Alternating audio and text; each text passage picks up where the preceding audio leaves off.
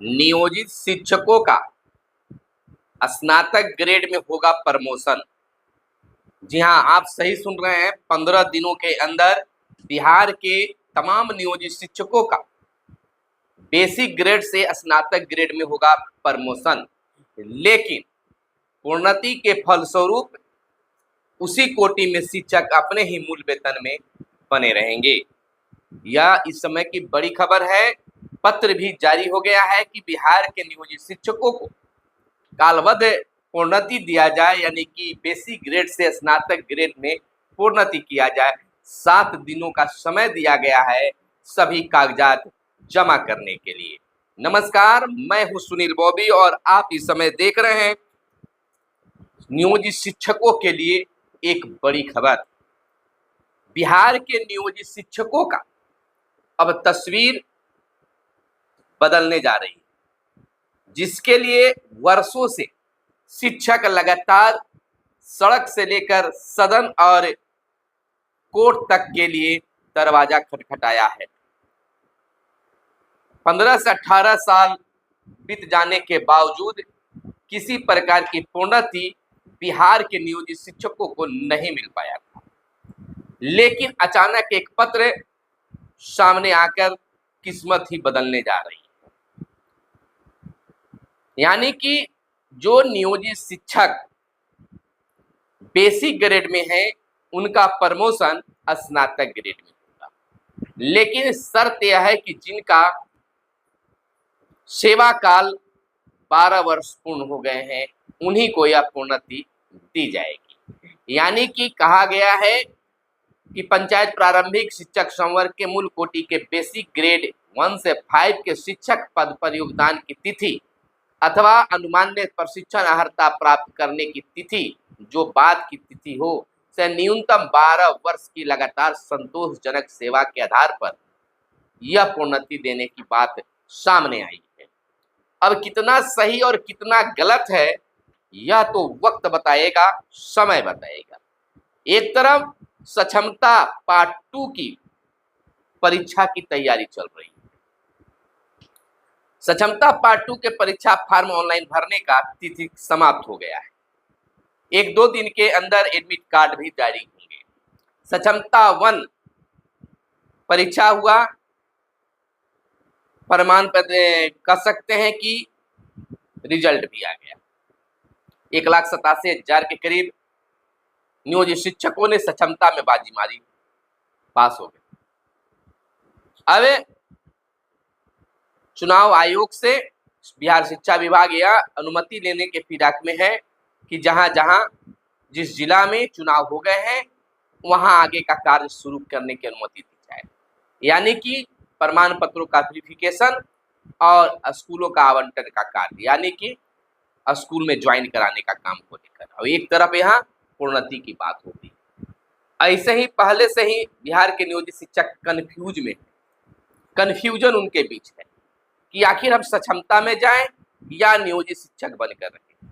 एक तरफ सक्षमता का कार्य बढ़ रहा है तो दूसरी तरफ नियोजित शिक्षकों को प्रोन्नति देने की बात आ रही है। करे तो क्या करे, किसके बात पर विश्वास करे। एक तरफ सरकार कर रही है कि हम आपको राज्यकर्मी बना रहे हैं, एनपीएस का लाभ दे रहे हैं, और दूसरी तरफ शिक्षक संगठन या और बहुत सारे महानुभाव शिक्षाविद या करें कि नियोजित शिक्षक बने रहने में ही नियोजित शिक्षकों को फायदा है, क्योंकि यहाँ सेवा निरंतरता का सबसे पहला लाभ मिलेगा। और जब से सेवा निरंतरता एक बहुत बड़ी चीज होती है जिसे प्राप्त करने पर, बने रहने पर सभी तरह की चीजें मिलेंगी। सक्षमता पास करने पर वहाँ मात्र भी एक चीज दिखाई दे रहा है, वह है एनपीएस।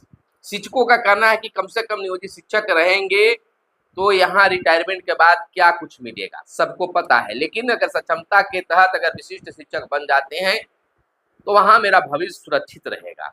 इस ख्याल से कि एनपीएस में अच्छी खासी रकम कटेगी और जब हम रिटायर करेंगे तो एक अच्छा रकम मिलने की उम्मीद है भी कि वर्तमान तो किसी तरह से कट जाता है, भविष्य यानी बुढ़ापे में क्या कुछ होगा इसकी चिंता होती है। तो इसी बीच शिक्षक जो है उधेड़-बुन में पड़े हुए हैं, कंफ्यूजन में पड़े हुए हैं कि आखिर करें तो क्या करें। अब देखिए, नदी के दोनों किनारों पर नाव आनकर लग गई। अब किस नाव पर हम सवार हों, यानी कि नदी के किनारे जो है वह दो नाव लगी हुई है। हमें विशिष्ट शिक्षक वाली नाव पर चढ़ें या नियोजित शिक्षक वाला नाव पर चढ़ें। कभी इस पर पैर धर रहे हैं तो कभी इस पर पैर धर रहे हैं। हालांकि कोर्ट ने यह भी स्पष्ट किया है कि अगर नियोजित शिक्षक सक्षमता परीक्षा देते हैं या दिए हैं, अगर वो पास करते हैं, प्रमाण पत्रों का वेरिफिकेशन कराते हैं, अगर स्कूल आवंटन के समय अगर वह स्कूल में ज्वाइन नहीं करना चाहते हैं तो उन्हें कोई जबरदस्ती नहीं किया जा सकता है। जिस प्रकार से उन्होंने हवाला दिया कि बीपीएससी से बहाल टीआरई 1 में नियोजित शिक्षक, बहुत सारे नियोजित शिक्षक बैठे थे, बहुत सारे नियोजित शिक्षक उसमें इन्वॉल्व हुए, यानी कि स्कूल में उसमें चले गए, बीपीएससी में चले गए, लेकिन बहुत सारे शिक्षक पास करने के बाद भी जब स्कूलों का आवंटन होने लगा तो वह ज्वाइन नहीं किए। उसी तर्ज पर यहाँ भी किया गया है। तो यह शिक्षकों के लिए अभी तक रास्ता बिल्कुल साफ है, वेरिफिकेशन तक साफ है। स्कूल जब ज्वाइन करेंगे तभी वह राजकर्मी बनेंगे, शिक्षा विभाग भी कर रही है। तो लगातार इस तरह की चर्चाओं के बीच जो है यह चीजें चल रही है। अभी भी नियोजित शिक्षकों के हाथ से नियोजित जो नाम है, नियोजित शिक्षक जो है वह बने रहने का अभी भी उनके हाथ में है। जैसे ही वह स्कूल ज्वाइन करेंगे उनके हाथ से नियोजित शब्द हट जाएंगे। यहाँ पर शिक्षकों का मानना है कि केवल नाम बदलने का कार्य किया जा रहा है और कुछ भी नहीं।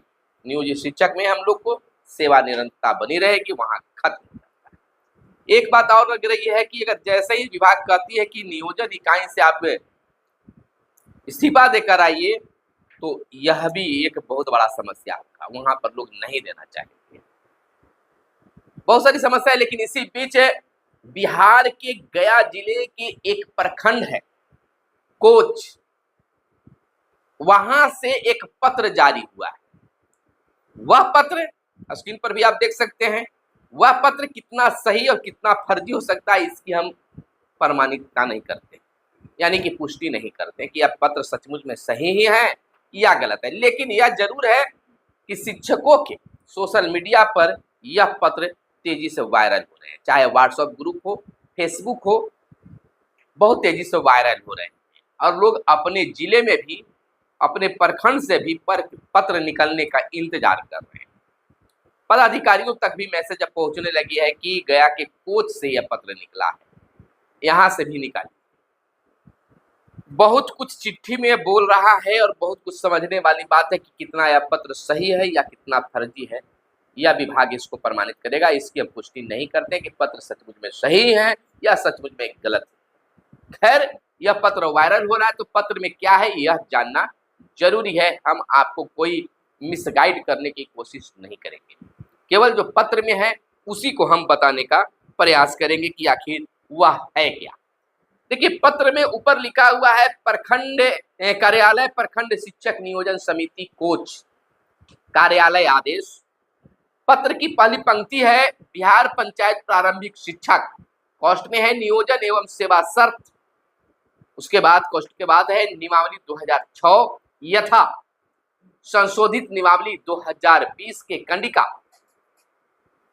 16(1) एवं 16(2) के आलोक में जिला कार्यक्रम पदाधिकारी स्थापना गया के पत्रांक 3676 दिनांक 7/9/2022 के निर्देशानुसार पंचायत प्रारंभिक शिक्षक समवर्ग के मूल कोटि बेसिक ग्रेड 1 से 5 के शिक्षक पद पर योगदान की तिथि अथवा अनुमान्य प्रशिक्षण अर्हता प्राप्त करने की तिथि जो बाद की तिथि हो से न्यूनतम 12 वर्ष की लगातार संतोषजनक सेवा के आधार पर प्रखंड नियोजन इकाई कोच अंतर्गत विद्यालयों में कार्यरत शिक्षकों को अगले वेतनमान यानी स्नातक ग्रेड में प्रोन्नति दिया जाना है। इस हेतु मूल्यांकन यानी दक्षता शिक्षक पात्रता उत्तीर्ण होना अनिवार्य है।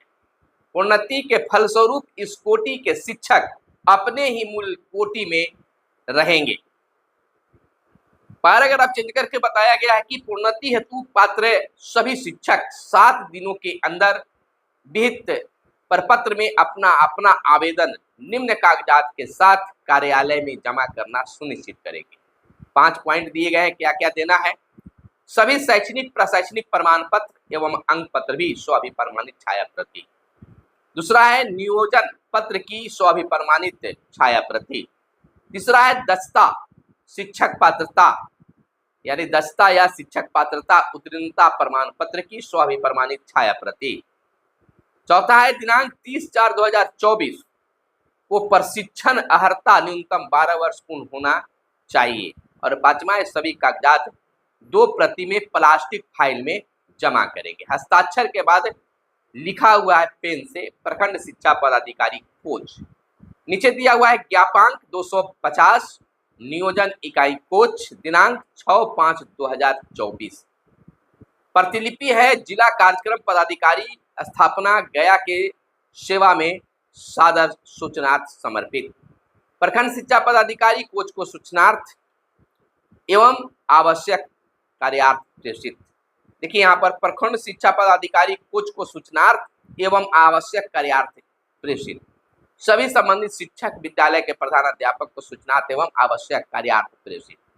नीचे है मुहर लगा हुआ है प्रखंड शिक्षा पदाधिकारी कोच का साइन है। अब यहाँ पर सूचनार्थ भी दिया गया है और यह पत्र कहता है ऊपर से कि हम प्रखंड नियोजन इकाई समिति कोच के द्वारा निकाला गया है। तो नियोजन इकाई में जो बीईओ होते हैं वह एक पदेना सदस्य है और नीचे हस्ताक्षर जो है वह प्रखंड शिक्षा पदाधिकारी कोच का है। कुछ तो बात क्या है सही है, आप समझ सकते हैं, आप बुद्धिजीवी हैं और शिक्षा विभाग भी बात को समझती है। लेकिन इसमें जो कुछ भी है अगर ऐसा होता है तो बहुत जल्द नहीं, जब 7 दिनों के अंदर मांगा जा रहा है तो 15 दिन 1 माह के अंदर में यह प्रोन्नति मिलने की संभावना जताई जा सकती है। इसमें मुख्य बात यह है कि संशोधित 2006 यथा संशोधित नियमावली 2020 के कंडिका 16(1) और 2 के आलोक में जिला कार्यक्रम पदाधिकारी स्थापना गया के 15 देखिएगा, ध्यान दीजिएगा 3676 दिनांक 7/9/2022 का 7/9/2022 को ही आदेश दिया गया। और पत्र कब निकल रहा है, वह निकल रहा है 6/5/2024 को यहाँ पर दिया गया है ज्ञापांक। लेकिन प्रखंड शिक्षा पदाधिकारी के जो साइन है वह नियोजन इकाई के जो ज्ञापांक है उसके यानी कि 30/4/2024 पहले साइन होता है, उसके बाद ज्ञापांक पत्रांक 6/5/2024 दिया जाता है। तो कुछ तो क्या है या समझने वाली बात है, लेकिन क्या कुछ इसमें वर्तमान स्थिति में बताया गया है या समझने योग्य है। कह रहा है कि बेसिक ग्रेड से स्नातक ग्रेड में प्रमोशन के लिए प्रोन्नति के लिए 12 वर्ष होना जरूरी है। योगदान की तिथि या फिर अनुमान प्रशिक्षण अर्हता प्राप्त करने की तिथि से, जो बाद की तिथि हो, जो पहले बाद में हो, चाहे तो प्रशिक्षण बाद में या योगदान जो बाद में हो, उससे 12 साल होनी चाहिए। यानी कि 3 और 5 में बहाल जो शिक्षक है इसमें आ जाए। खैर अगर ऐसा होता है तो पूरे बिहार में शिक्षकों को प्रमोशन मिलने का कार्य होगा। अब यह चिट्ठी सही है गलत है, बस कुछ समय के बाद यह क्लियर हो जाएगा।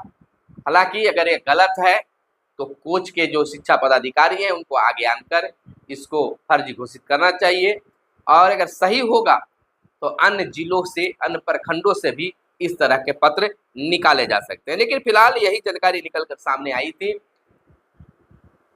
कि शिक्षक जो हैं लगातार उधेड़-बुन में हैं और इसी बीच प्रमोशन को लेकर यह बड़ा पत्र भी जारी हो गया है। बड़ा पत्र जारी होने से शिक्षकों में काफी चहलकदमी बढ़ गई, चर्चा बढ़ गई कि एक तरफ सक्षमता में जाने की होड़ या सक्षमता में लाने की सरकार की होड़ और एक तरफ नियोजित शिक्षक बने रहने की। आखिरकार यह क्या कुछ है, क्या सही है, क्या गलत है, इसको हम आप पर छोड़े जाते हैं।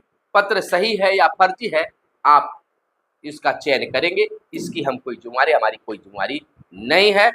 जो खबर निकली थी, जो पत्र वायरल हो रहा था, उसी को हम बताने आपके बीच आए थे। बस खास शुभकामनाओं के साथ, बेहतर शुभकामनाओं के साथ, शुभकामनाओं के साथ विदा लेते हैं। फिर मिलेंगे अगले वीडियो में, तब तक के लिए दीजिए इजाजत। जय हिंद, जय भारत, वंदे मातरम।